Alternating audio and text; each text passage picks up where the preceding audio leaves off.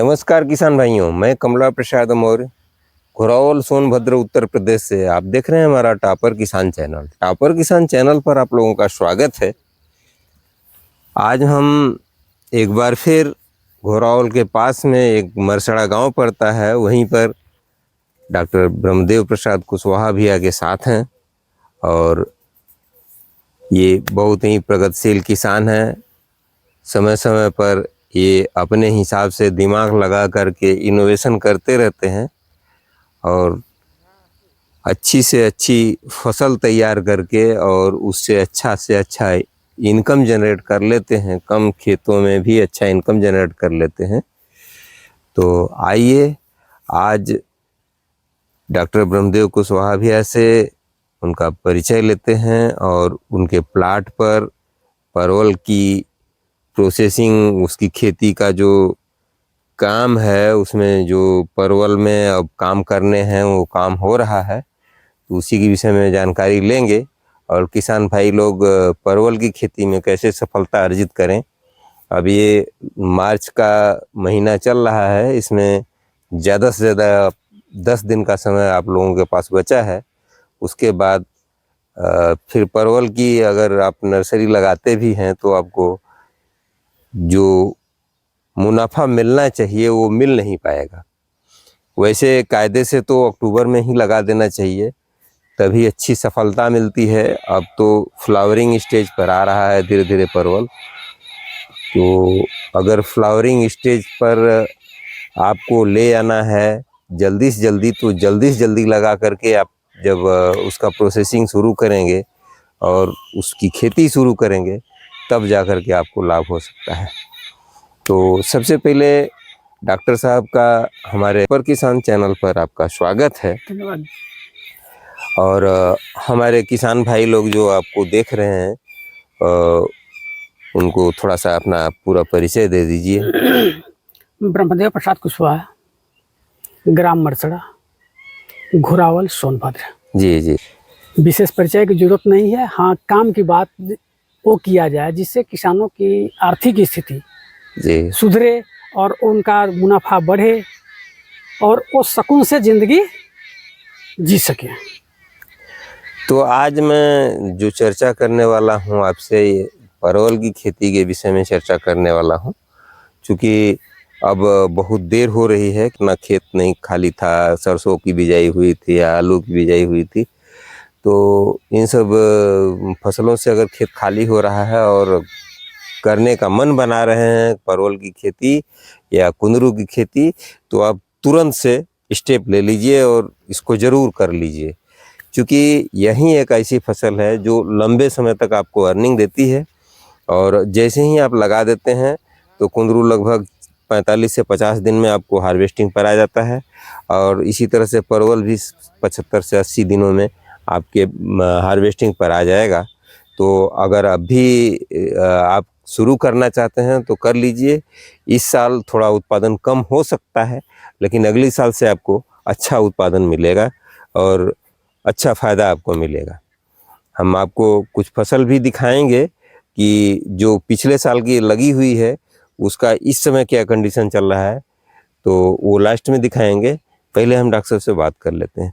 तो डॉक्टर साहब, इस समय परवल की खेती में क्या क्या शस्य क्रियाएँ किसान भाई लोगों को करना चाहिए जिससे उनको अच्छा मुनाफा जनरेट हो सके?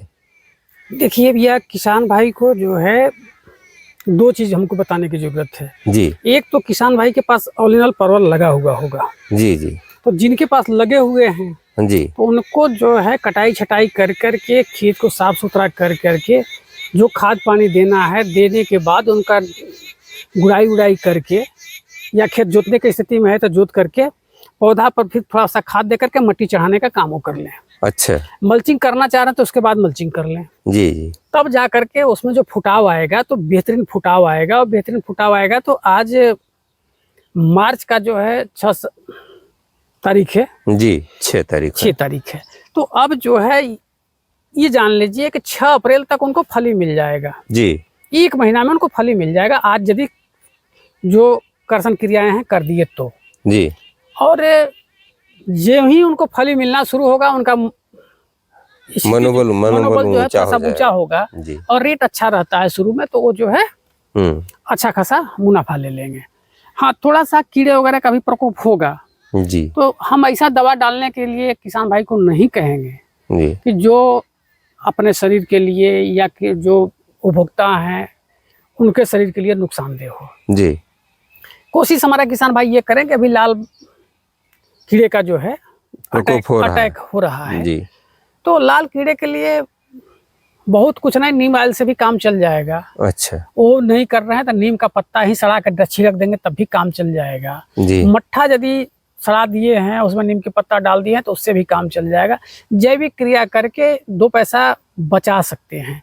हम मार्केट से दवा खरीदने जाते हैं तो बहुत महंगा पड़ता है, वही काम हमारा घर में जो सामान पड़ा हुआ है उससे तैयार करके हम कर सकते हैं जी। और उस पर उत्पादन भी हमारा बढ़ेगा और स्वास्थ्य के प्रति लाभदायक भी होगा। जी। तो हमको ये करने की जरूरत है शुरुआत में। हाँ, शुरुआत में।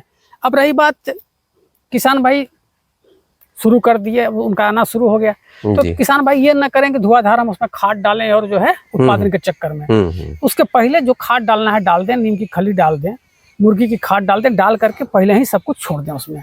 बाद में हम ये नहीं कहेंगे कि बहुत खाद डालें और बहुत दवा डालें, क्योंकि स्वास्थ्य के लिए अच्छा नहीं है। जी। अब रही बात कि अभी भी जो समय है 15 अप्रैल तक जो है किसान भाई लगा सकते हैं। अच्छा। यदि उनको पौधा मिल जा रहा है तो लगाया जा सकता है, क्योंकि लगाने के 45 से लेकर के 60 दिन 65 दिन में फ्रूटिंग शुरू हो जाएगा। अच्छा। क्योंकि वो पौधा पॉलीथीन में होगा, तो जो पॉलीथीन में पौधा है वो विकास में है, तो वो जो है 45-50 दिन में जो उसमें फ्लावरिंग शुरू हो जाएगा, फ्रूटिंग शुरू हो जाएगा। तो किसान भाई को बहुत बड़ा नुकसान नहीं है, फायदा ही फायदा है। लेकिन आने वाला समय में जो है जून जुलाई तक बढ़िया ग्रोथ कर जाएगा वो, कुछ तो बरसात में बढ़िया फली ले लेंगे, लेकिन अगले साल के लिए उनका बेहतरीन जो है पौधा तैयार रहेगा। अच्छा अच्छा। तो ये काम किसान भाई कर सकते हैं। और किसान भाई जब अभी लगा लेंगे पौधा तो अतिरिक्त अभी से उनका सरसों का खेत खाली हो गया है उसमें लगा सकते हैं, आलू का खेत खाली है, कुछ किसान भाई के पास मजबूरी है कि गेहूं लगा हुआ है जी। तो गेहूं खाली होने के बाद भी लगा सकते हैं, उसमें कोई दिक्कत नहीं है। लेकिन एक चीज थोड़ा सा ध्यान दें, गेहूं में थोड़ा सा लेट होता है जी। तो किसान भाई से पौधा मिल गया तो पौधा उठाकर डंप कर लें अपने पास और थोड़ी सी बड़ी पॉलीथीन ले लें। जो पॉलीथीन में बना हुआ 1 किलो का मिट्टी का जो थैला है उसको ले लें और अपने यहाँ कम से कम 3 से 4 किलो का थैला जो है मिट्टी का ले लें। 2 किलो का भी उसमें ट्रांसफर कर लें। उसको पहले ट्रांसफर कर दें तो गोबर वोबर के खाद मिश्रित मट्टी से भर दें, तो वो 1 महीना जो है वहाँ जो खेत के बजाय वहीं हमारा काम हो जाएगा। अच्छा अच्छा। तो 1 महीना जो खेत में हम लेट जाएंगे तो हमारा तब तक हमारा यह कवर किए रहेंगे उतना।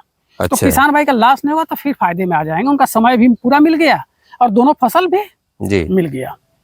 तो हम किसान भाई को यही कहना चाहेंगे, इससे जो है किसान भाई जितना लाभ लेना चाहे, हम तो हमेशा किसान भाई को वही चीज बताते हैं जिसमें उनको लाभ हो जी। और आप हमेशा किसानों के लिए तत्पर हैं कि कहाँ से कम किसान को जो है हम इतना लाभ पहुंचा दें, किसान जो है आर्थिक स्थिति से समृद्ध हो जाए। तो इसके लिए भी बार बार आपको मैं धन्यवाद देता हूँ कि आपने बहुत अच्छा जो है कार्य शुरू किया है। तो प्रति पौधा लगभग मतलब अगर जैसे पुराना पौधा है तो पुराना है या नया भी लगा रहे हैं तो नया पौधा को प्रति पौधा किस तरह से उसको मैनेज करें, लगाने का तरीका क्या है, जिससे कि उसमें खाद उर्वरक कैसे दें और कौन सी कितनी मात्रा में खाद डालें जिससे उसका समुचित विकास हो सके और किसान को फायदा हो सके। देखिए, अब किसान का अलग अलग सिचुएशन होता है जी, अलग अलग उनकी समस्याएं हैं जी। तो अपने हिसाब से किसान भाई तो करते हैं, लेकिन हमारा जो तजुर्बा है, जैसे नया पौधा लग रहा है जी, तो नया पौधा में तत्काल खाद नहीं दिया जाता। अच्छा। और यदि दिया भी जाएगा तो 6 इंच दूर से ही जो हम देते हैं खाद उसमें। अच्छा अच्छा। और वो भी गोबर की सड़ी हुई खाद देते हैं, तत्काल हम DAP यूरिया और पोटाश उसमें कभी भी डालने का प्रयास नहीं करते। अच्छा अच्छा। पौधा हमारा मरने की संभावना अधिक से अधिक बढ़ जाता है। अच्छा।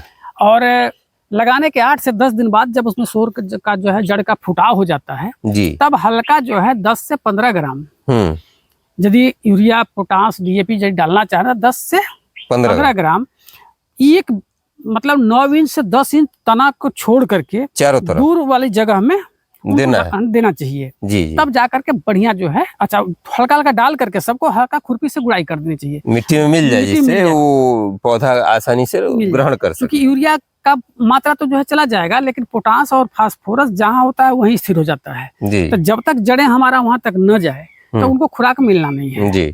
तो मिट्टी में मिलावल रहेगा तो पड़ल रहेगा, जब जड़ पहुंचेगा तो वहां से अपना खुराक उठाना जी। शुरू कर देगा। ये फायदा होता है। हम्म। अब रही बात, उनके पास यदि गोबर की खाद सड़ी हुई पर्याप्त है तो 2 से 5 किलो, जैसा पौधा की स्थिति देखें।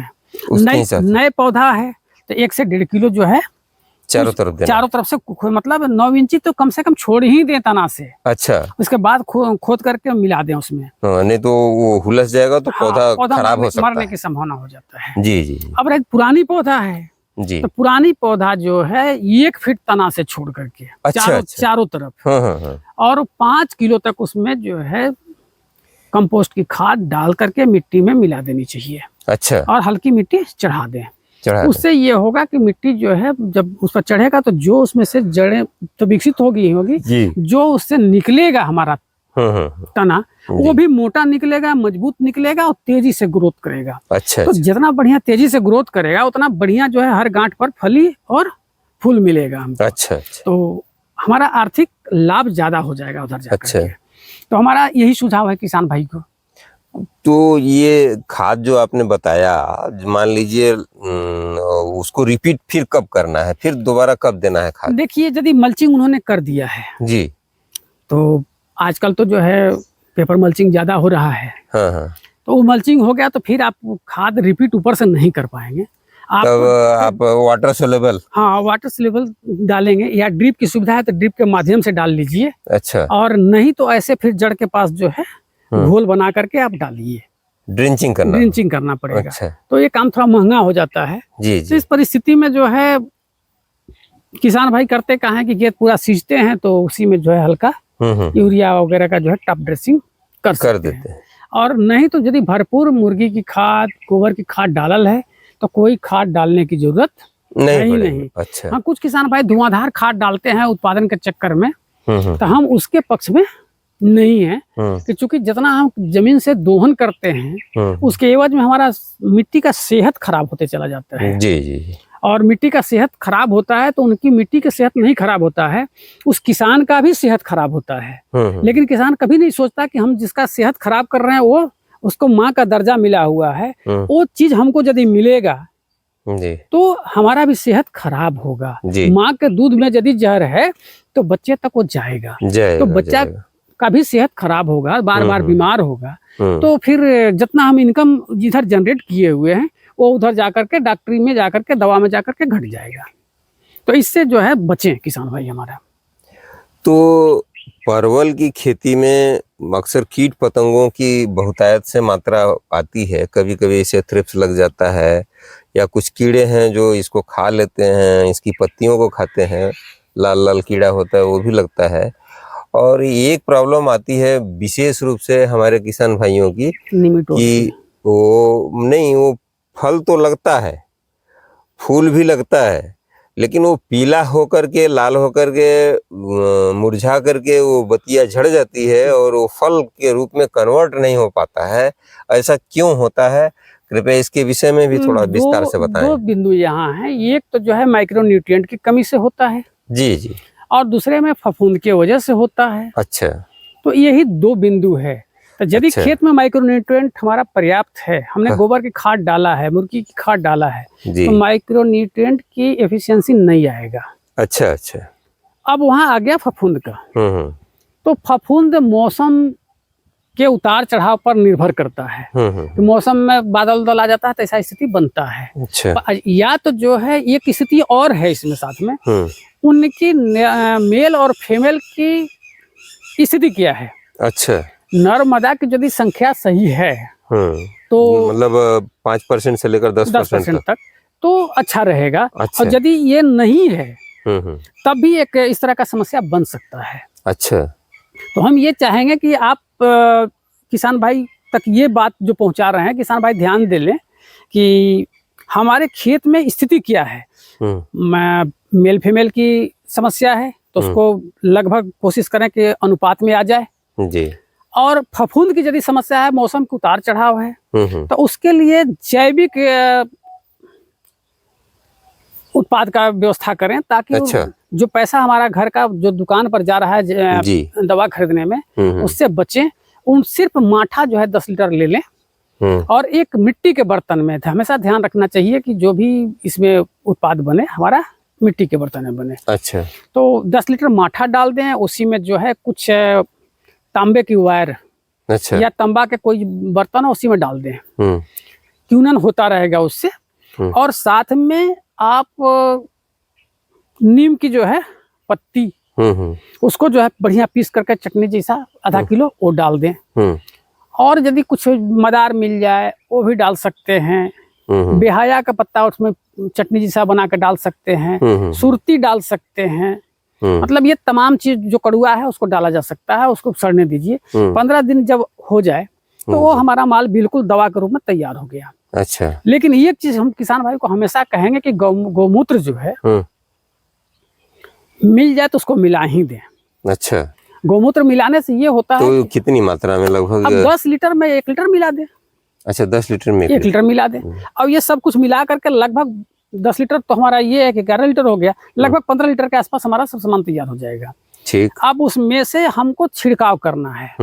तो अब परिस्थिति और समय के अनुसार हम छिड़काव जब करेंगे तो वहाँ कीड़े भी होंगे, फफूंद भी होगा, और टॉनिक की भी जरूरत पड़ेगा। तो इसमें हमारा सब कुछ मिश्रित हो गया। अच्छा अच्छा। इसमें कोई ऐसा चीज नहीं है जो छूट रहा है।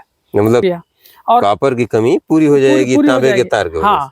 और माठा में हर तत्व मिल जाता है। अच्छा अच्छा। उससे कैल्शियम है, बोरान है, सब कुछ मिल जाता है।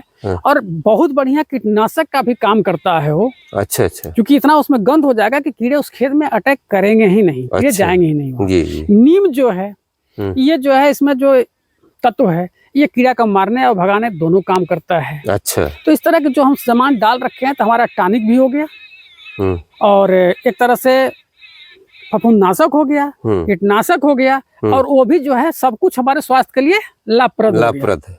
हम डालने जाएंगे तब भी हम लाभ में रहेंगे, और खाएंगे तब भी लाभ में रहेंगे, और आर्थिक स्थिति भी हमारा कमजोर नहीं होगा, हम खरीद नहीं रहे हैं। जी जी। तो ये जो है किसान भाई हमेशा सोच करके चलें, तभी उनका जो है स्थिति सुधर सकता है। जी। और किसान भाई यदि सोचते हैं कि हम धुआंधार डाल लें तो उससे उनको कुछ मिलने को नहीं है, जितना डाल रहे हैं उससे ज्यादा गंवा रहे हैं। जी। तो हम किसान भाई को यही कहना चाहेंगे इस तरह से कर करके और जो है अपना जी आगे बढ़ें।